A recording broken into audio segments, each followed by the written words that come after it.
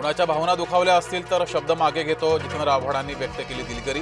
रितेश राणेंकडून आव्हाडांच्या निलंबनाची मागणी.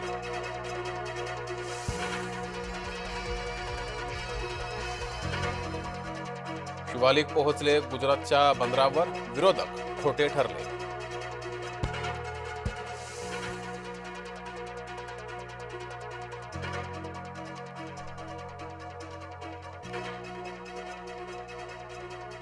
नरेंद्र मोदींमुळे भारतासाठी होर्मुझची सामुद्रधुनी सुरक्षित. शिवालिक पाठोपाठ आणखीही भारतीय जहाजं भारतात येणार.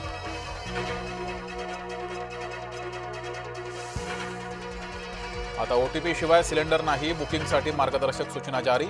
एलपीजी सिलेंडर बुकिंगसाठी 25 दिवसांची अट.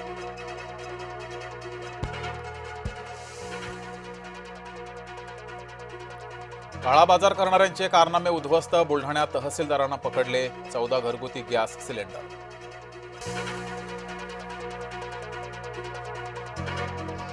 गॅस तुटवड्यावर सर्वपक्षीय बैठक बोलवा. खासदार सुप्रिया सुळेंची पंतप्रधान नरेंद्र मोदी यांच्याकडे मागणी.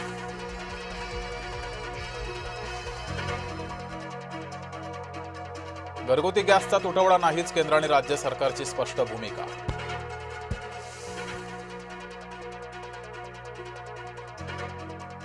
गॅस सिलेंडर घेण्यासाठी नागरिकांची गर्दी. ऑनलाईन गॅस बुक होत नसल्याचा आरोप. गोंदियाच्या गॅस बुकिंग ऑफिस बाहेर रांगा.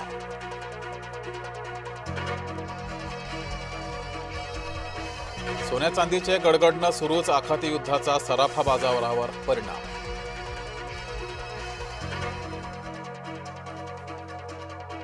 धर्मांतरातून जन्मलेल्या अपत्याचा वडिलोपार्जित संपत्तीवर दावा कायम. मुख्यमंत्री फडणवीस यांच्याकडून महत्त्वपूर्ण वक्तव्य.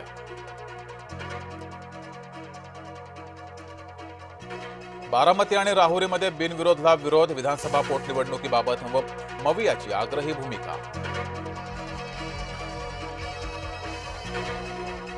धर्मस्वातंत्र्य विधेयकावरून मवियामध्ये दुफळी. महायुतीच्या विधेयकाला ठाकरेंचा पाठिंबा.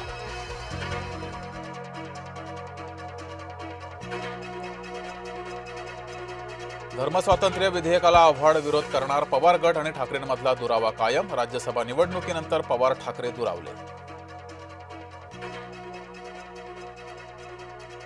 पैसे फेका, विधान भवनामध्ये प्रवेश मिळवा. विधान भवन प्रवेशिका विक्रीचे बिंब फुटले. उदय सामंत यांचं नाव वापरून चालवलं जातंय रॅकेट.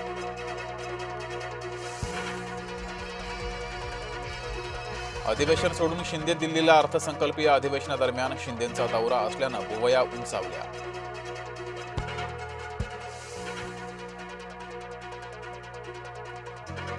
अजित पवारांचा मृत्यू षडयंत्र असल्याचा ठाकरे गटाला संशय. भास्कर जाधवांकडून संशय व्यक्त.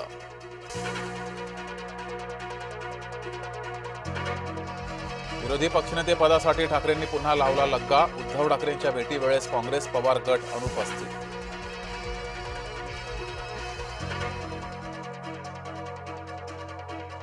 राज्यात बेधडक बनतायत बोगस शिधापत्रिका. एकनाथ शिंदेंच्या कुटुंबियांचं बोगस रेशन कार्ड आलं समोर.